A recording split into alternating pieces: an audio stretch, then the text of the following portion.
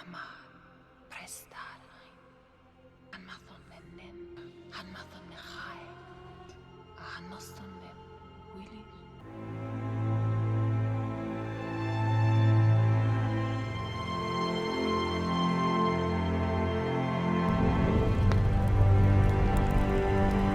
It began with the forging of the Great Ring.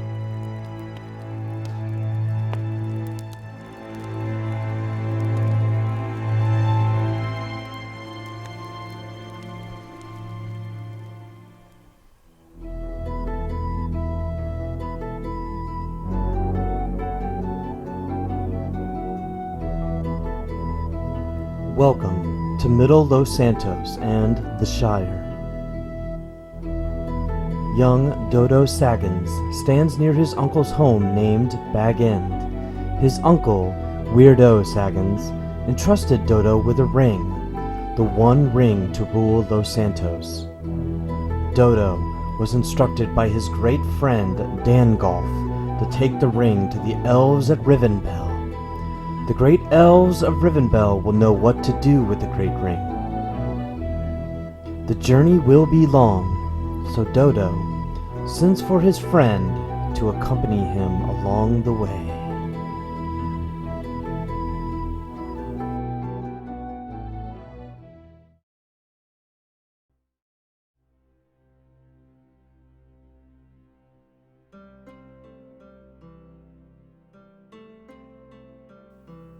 Jam-Wise Wedgie, Dodo's oldest friend.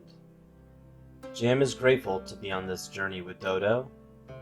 Jam is loyal to Dodo and would travel with him to the middle of Los Santos and back again if he had to. Dodo and Jam have known each other since they were little hobbits, and their friendship has only grown stronger the older they get. And while neither admitted out loud they were nervous or even scared to travel to Rivendell, they both knew it. But they were excited for the journey ahead of them. And most importantly, they knew they had to give the ring to the elves of Rivendell. Dangolf told them that if they were not to reach Rivendell, they would have to take the ring all the way to Mountain Dew to destroy it themselves.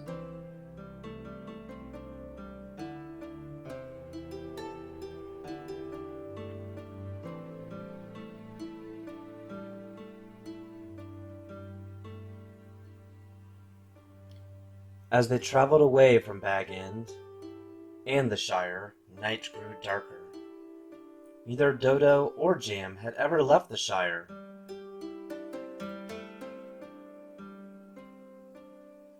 And their first stop on their journey would be the small town of Bree.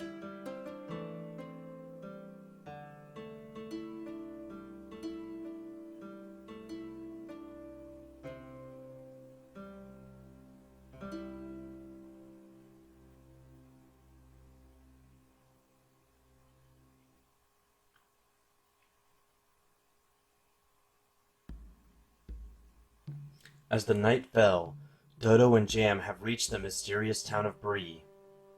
Both hobbits were very weary of the humans. They haven't ran into many in their life, and they found them to be quite odd. Here is the Prancing Pony Bar, the local pub in Bree. Dodo and Jam are quite parched from their travels and need to have a quick pint before continuing on to Rivendell. They were ready to have a pisswasser beer, but definitely wanted to stay away from all the humans, if at all possible.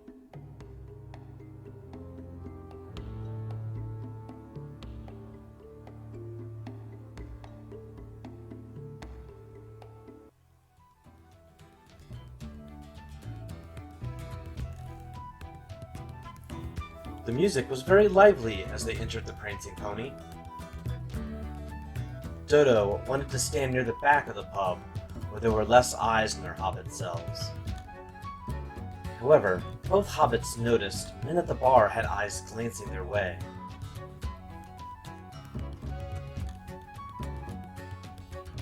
The hobbits were still parched and went to the bar and asked for their pints. but the men at the bar were just not having it. Dodo was not looking to cause any trouble, so he left and headed back to the back of the pub. However, Jam approached the barmaid to inquire about the humans, when suddenly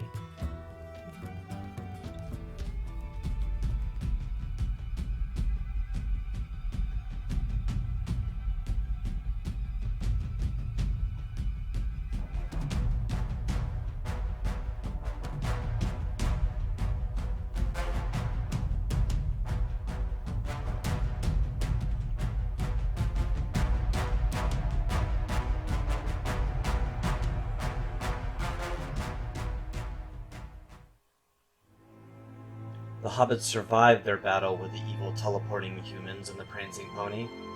Still brandishing their swords, the hobbits made their way down the long east road.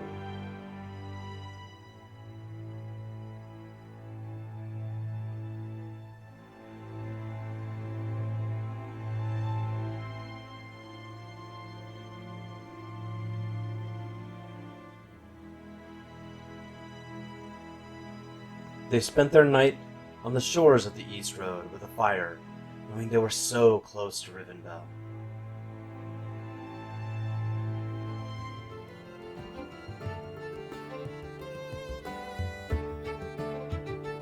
The next morning came, and after first and second breakfast, and a quick brunch of course, Dodo and Jam soon found themselves on the outskirts of Rivendell.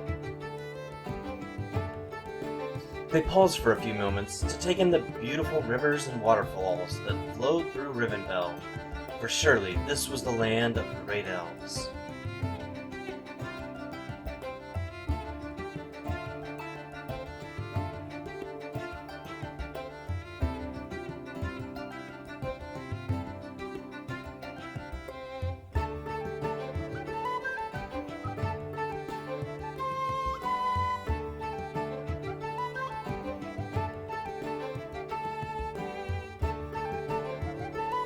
Rivendell! At long last, the hobbits' journey was over. They would take the ring to the elf leaders and travel back again to the Shire, which they both missed dearly. Jam asked Dodo what he missed the most about home, which Dodo quickly responded, his bed at Bag End.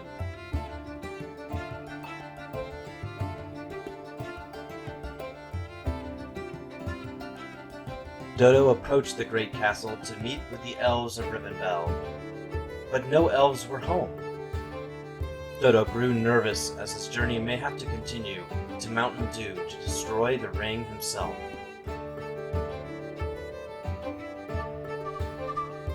Dodo found Jam in the elven pools. Dodo asked Jam if he would continue his quest all the way to Mountain Dew and help him destroy the ring. To which Jam replied, yes.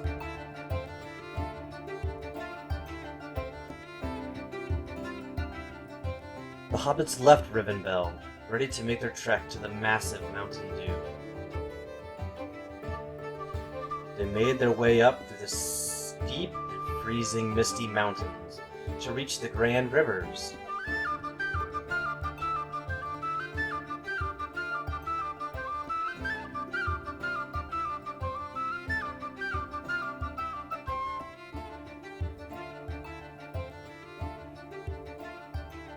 But the cold was just too much, and instead of going up and over the mountain, they would have to make their way through them.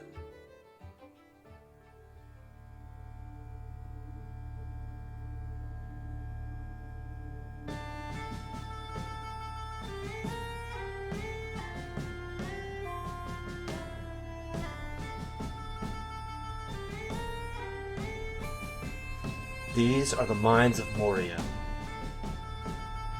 the home of the dwarves of the mountain.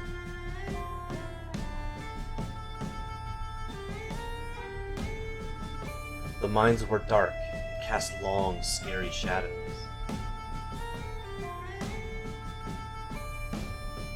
The hobbits traveled for 3 days and 3 nights through the deep and dark depths of Moria. brandishing their swords to fight off any orcs along the way.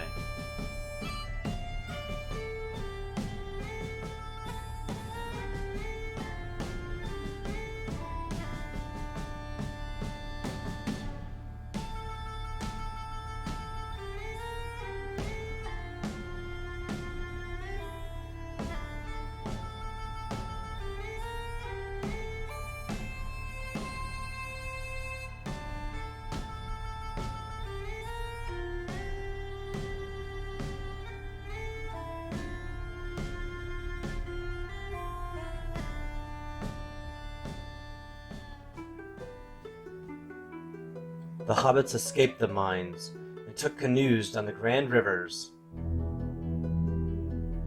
Dodo and Jam marveled at the beauty of Middle Los Santos.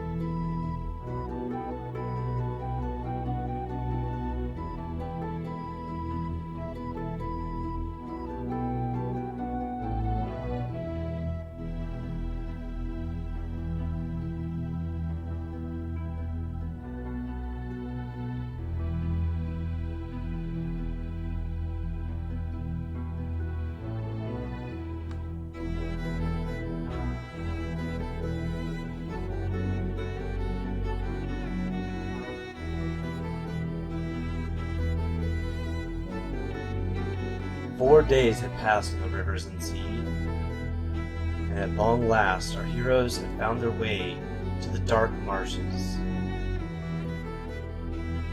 They were inching closer and closer to Mountain Dew.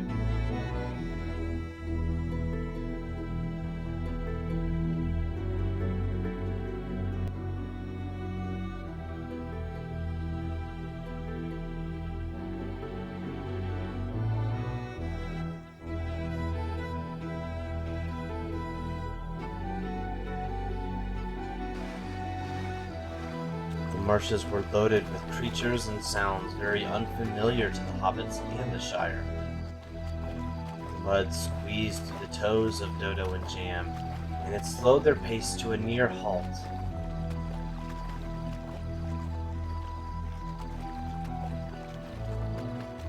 But the sliver of the moon lit up their way, reflections in the water. But soon the hobbits would reach the Black Gate, which blocked their way to Mountain Dew.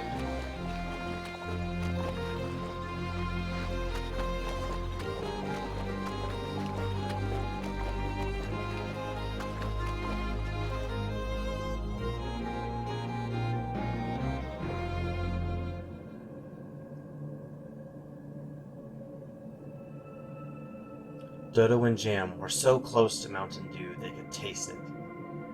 But the massive Black Gate blocked their path to the mountain. The hobbits marched all night to sneak past the gate and reach the paths of the mountain.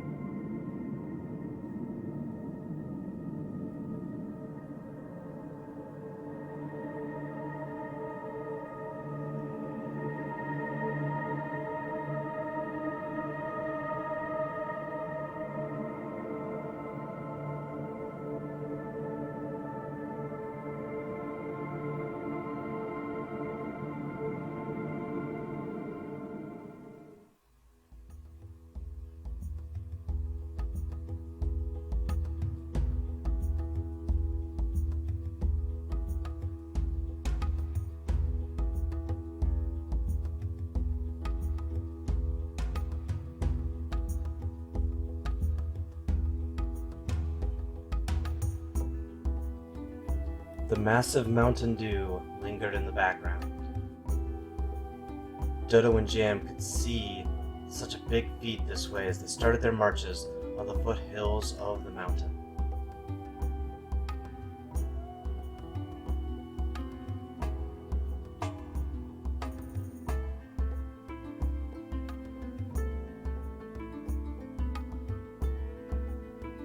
The hobbits marched on.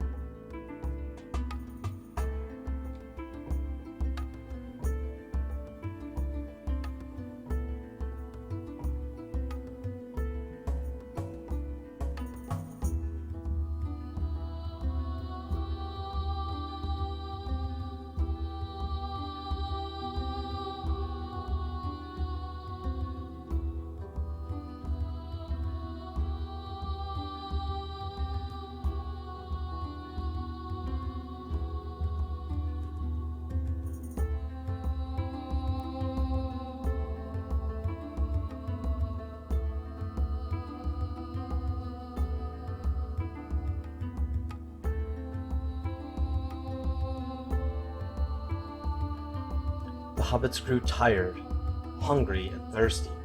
Jam needed to stop.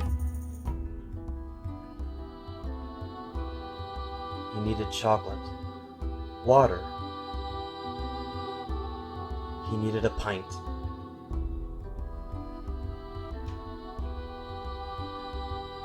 And one last cigarette.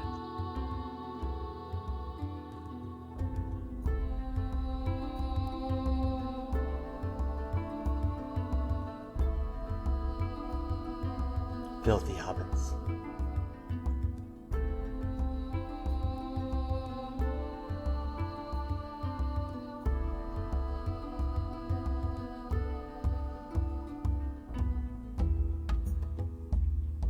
The hobbits paused to take in the scenery of Middle Los Santos. They felt on top of the world and almost wished they could see the Shire from where they stood. But sadly, they had to move on.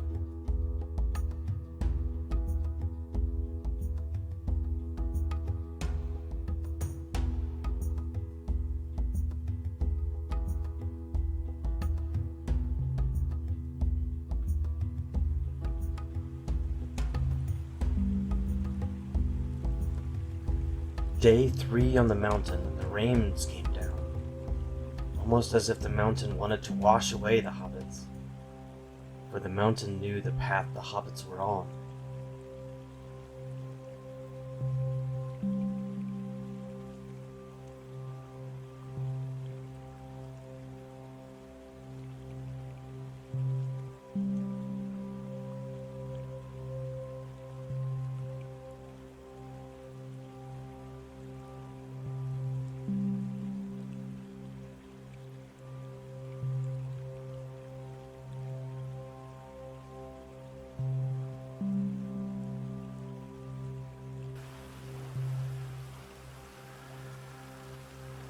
The wind was deafening, the rain came down like knives, but the hobbits marched on.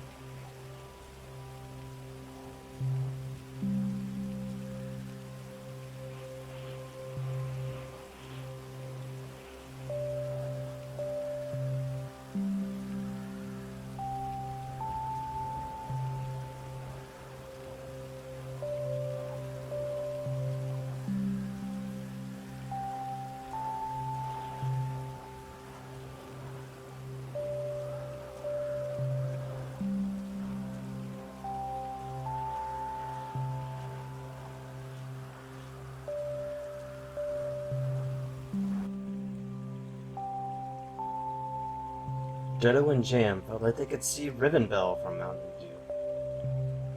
They thought about how far they had traveled from the Shire, and that their journey was nearing the end. Once they cast the ring from the top of Mountain Dew, their job would be done.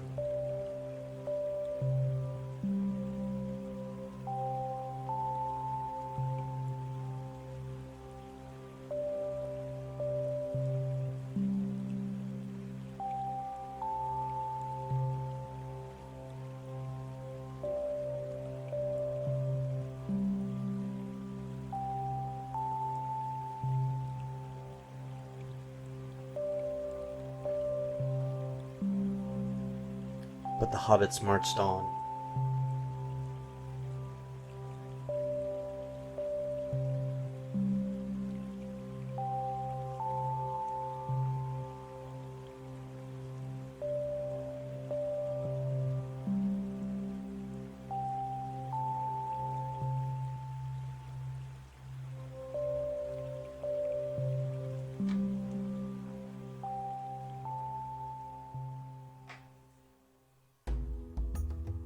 Night was falling over Mountain Dew, but Dodo and Jam could feel the top of the mountain.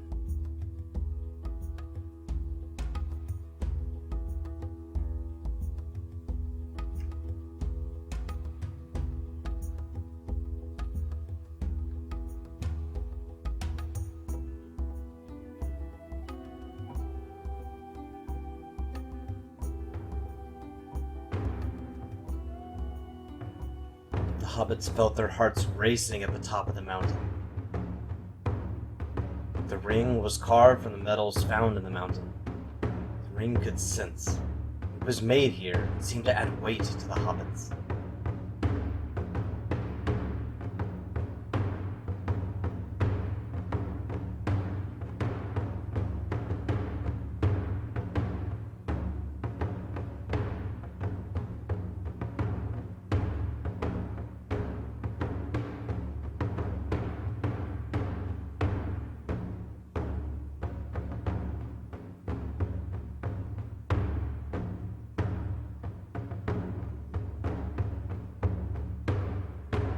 Top of Mountain Dew.